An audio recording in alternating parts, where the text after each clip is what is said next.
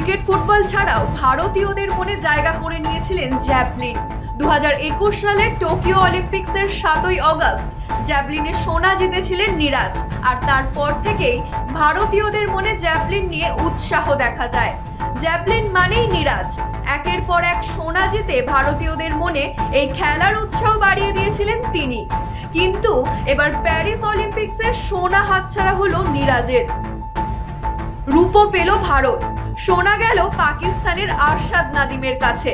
টোকিওয় নীরাজ রাজা হয়েছিল, প্যারিসে জ্যাভলিনে সেই রাজত্ব ধরে রাখতে পারলেন না তিনি। তবে ভারতীয়দের মনে আশা একটাই, নীরাজ জিততে জানে।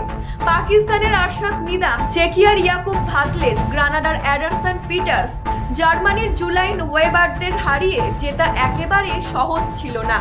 কিন্তু তাও নীরাজ তার লক্ষ্য স্থির রেখে যতটা পেরেছেন এগিয়ে গেছেন। নীরাজকে তৈরি করার নেপথ্যে ছিলেন 5 কোচ। তাদের হাত ধরেই প্রথমে টোকিও এবং তারপর প্যারিসে পদক জয়ের স্বপ্ন সত্যি করলেন তিনি। নীরাজের প্রথম গুরু জয়বীর সিংহ। হরিয়ানার খানরায় জন্ম নীরাজের, সেখানেই থাকতেন জয়বীর। তিনিই প্রথম কিশোর নীরাজের প্রতিভা বুঝতে পারেন ও তাকে জ্যাভলিনের প্রাথমিক পাঠও দেন। জয়বীরের অধীনেই জ্যাভলিনের প্রতি ভালোবাসা জন্মায় নীরাজের মনে। বিশ্ব চ্যাম্পিয়নের ভিত তৈরি করেছিলেন জয়বীর।